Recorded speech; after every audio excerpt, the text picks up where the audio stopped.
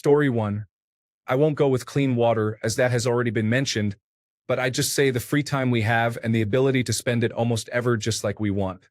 I think poor people don't have this privilege. Story 2. Internet access. Every single time my internet goes out, I feel like I've lost such a big part of me that sometimes I don't know how to go about the rest of my day. Just having reliable internet access is a blessing that many wish they could have. Story 3. Good health. I had cancer that crippled me as an infant and have been in a wheelchair almost my whole life. I have had cancer again since then, dozens of surgeries, tons of other health problems secondary to the radiation and chemotherapy, and sitting in a wheelchair all day every day. Despite all of that, though, I know people the same age as me, millennials in their early 30s, who are even more affected than I am with regard to their health, even though they are normal. Friends who have basically crippled themselves with their lack of concern for injury. A friend who is already suffering from liver failure due to how much he drinks. Several people who can barely even function at all because they are high all day every single day. And even some people who have already inadvertently killed themselves doing all these things. And that doesn't even get into the obesity problem. Being someone who was never healthy at any point in my life and has only become more and more infirm with time, it is really troubling seeing how many people take good health for granted and throw it away so readily. Story 4. Most things. Drinking water, electricity, driving, delivery services. Most of our day-to-day lives are easier because of things that could disappear with a few wrong moves. Story 5. Hot water. I spent a long time living in a cold farmhouse with a broken water heater. I boiled 9 cups every morning before the 6 a.m. bus to school. 9 cups of cold water added made enough to lather up, scrub down, rinse, and run to the bus stop with frozen hair. Story 6. Being born in a functioning non-war-torn country, where bandits and militias don't steal everything you own, where consenting adults can live whatever sex life they're into without being arrested, and where you can get trained for a well-paying job if you choose to. Story 7. So many things. Getting up in the morning, having food to eat, waking up in a heated room under bed sheets and a cozy bed, having all the essentials to take a shower like water, soap, and stuff to keep ourselves clean, a job, a partner, family, love, and kindness. Story 8. Mobility. I got a sciatica injury and could not stand or walk without immense throbbing pain. Took me over a year to heal. At 24, that was incredibly scary. My boyfriend and mom had to help me even walk into my house or urgent care. I was glad I was at least unemployed at the time because I genuinely could not even sit up or move. It took well over a year and a new mattress to heal. It definitely made me realize how much I take for granted on a daily basis. The other day, I walked the furthest I have in so long and was so proud. Story 9. Affording to go to the doctor when you have something wrong without having to worry about the fact that you're going to have a huge bill to stress about afterward. Yes, even with insurance. Story 10. The ability to swallow. I was down hard with something that caused my neck muscles to get tired. I lost 30 pounds in 3 months. I was in rough shape. My social life was impacted, and I hated traveling because I wasn't able to enjoy myself. This was about 2 years ago, and I am better now. I still think about it every time I eat and feel lucky that I got better. Story 11. Utilities and being able to use the bathroom normally. I have to use an ostomy bag, and it costs hundreds of dollars a month, even after what little insurance pays for. Almost $165 for just 10 bags, and it usually takes 20 or more a month. The accessories to help them stick on my stoma, the intestine opening on my stomach, are very expensive too. Story 12. Easily accessible food. If mass food production wasn't a thing yet, can you imagine every person on the planet, all whatever billion of us, needing to hunt and gather to survive? Story 13. As a woman living in a wealthy, liberal area and working in the sciences, I take for granted that I'm not sexually harassed at work. And I think even in my privileged position, I have mostly been lucky, and other women working at the same institutions as I have experienced it. Story 14. Most of the things that the government does in first world countries are just taken for granted. Clean water, reliable electricity, roads, the lack of roaming murder squads, consumer products that don't explode and harm you, food that's safe to eat, and so much more. Story 15. Food. Not just the availability of it, but the fact that it's safe to eat. The sheer fact that I have leftovers in the fridge truly means that I am rich. I wish more people could have this luxury. Story 16, having people you love around you. Having people you can count on. Having people to share good and bad moments. Yes, people are messy and difficult and problematic, but obviously so are we. Story 17, all the stuff they use or benefit from daily is paid for by taxes. It's fascinating to me that people who casually use $1 billion in infrastructure and government services a day go on rants about the taxes they pay. Story 18. In the United States, cheap gasoline and a good highway system mean that many people don't even travel out of their state. There are so many beautiful and fun places that are just a 1 or 2 day drive from where they live. Traveling and fun experiences can make life much less mundane and help give perspective. Many people spend hundreds of dollars to fly somewhere they could easily have driven for half, if not a third, of the cost. Story 19. I recently had to go to the emergency room. It ended up being nothing serious, though I was concerned. I have 3 that I could get to within 15 minutes. I was just thinking of places, even in America, where the nearest hospital is hours away. Story 20. Having a home and food. The vast majority of people have no clue just how easy it is to end up homeless.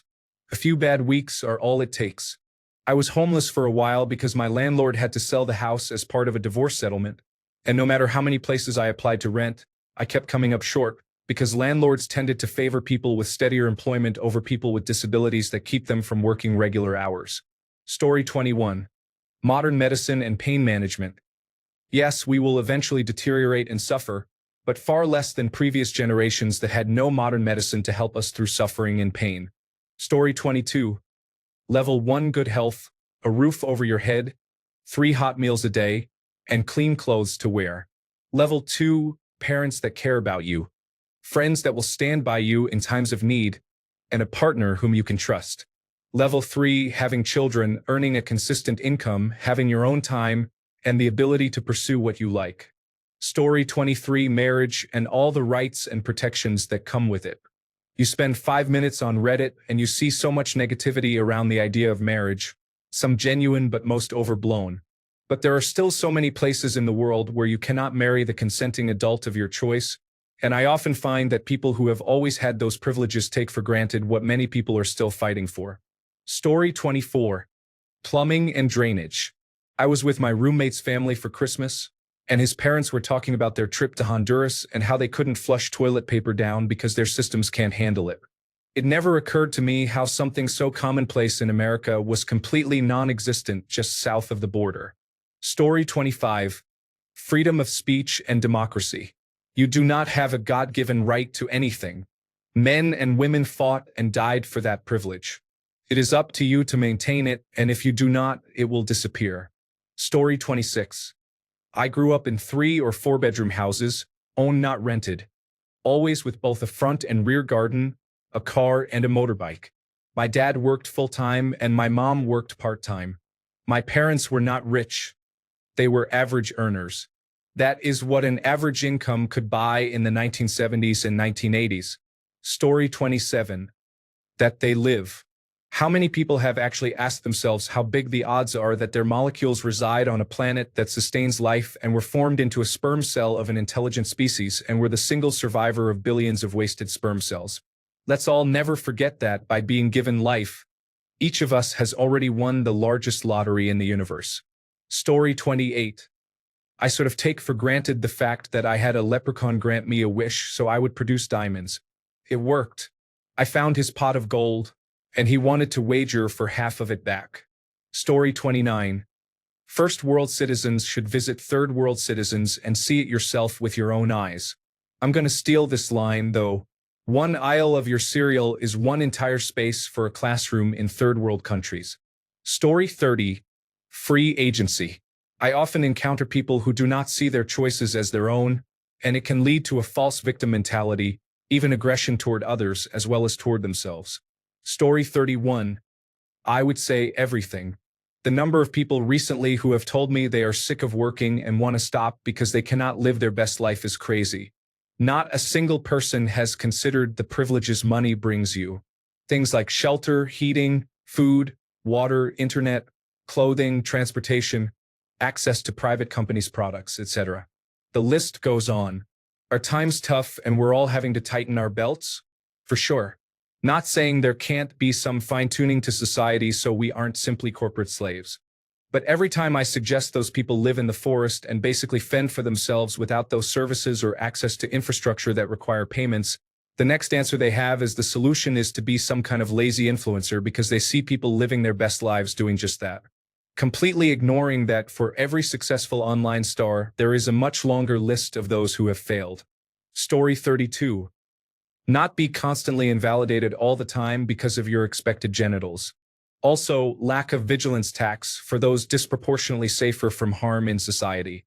Story 33. I took for granted my built guy privilege until I worked at a haunted house.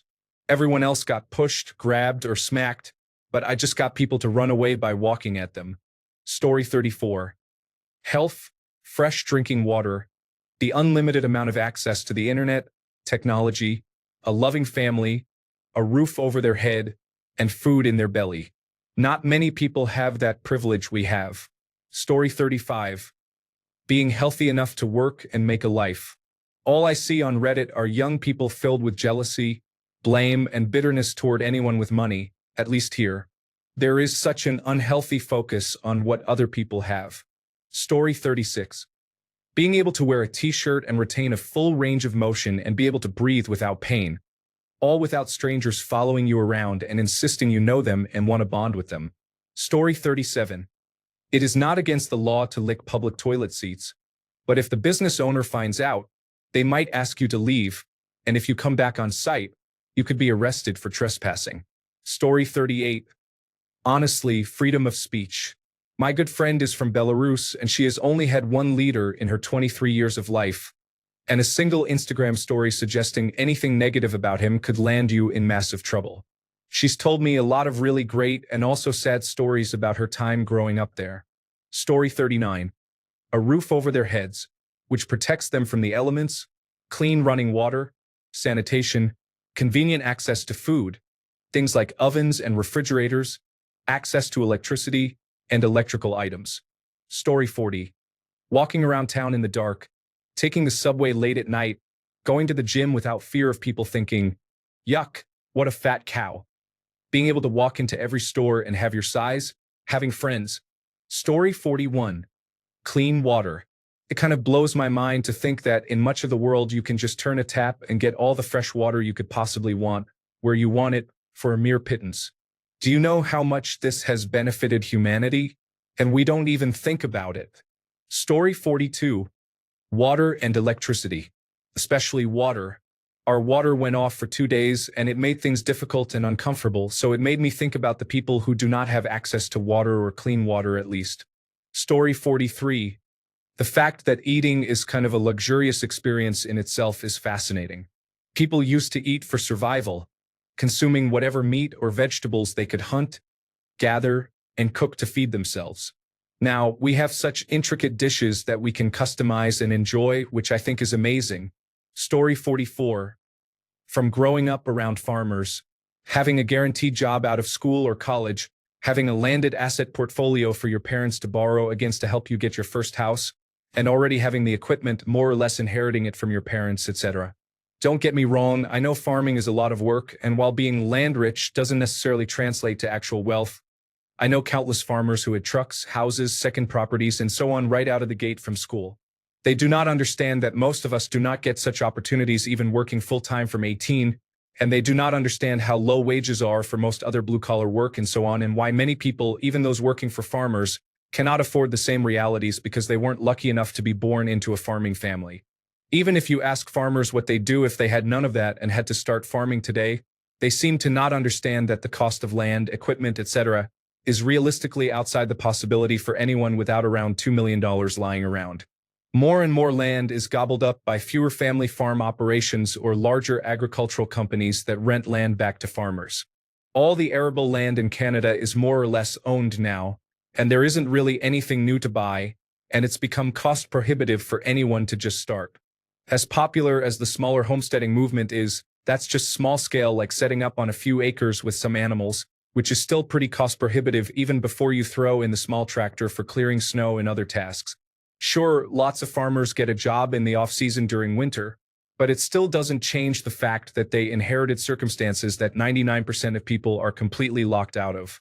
I've helped enough with grandpa's stuff or my uncle's stuff doing livestock or driving trucks, and I would love if that could be my day, but simply working for these people doesn't really provide a living like actually owning that situation does, and it is just blatantly beyond what regular people can reach. Story 45.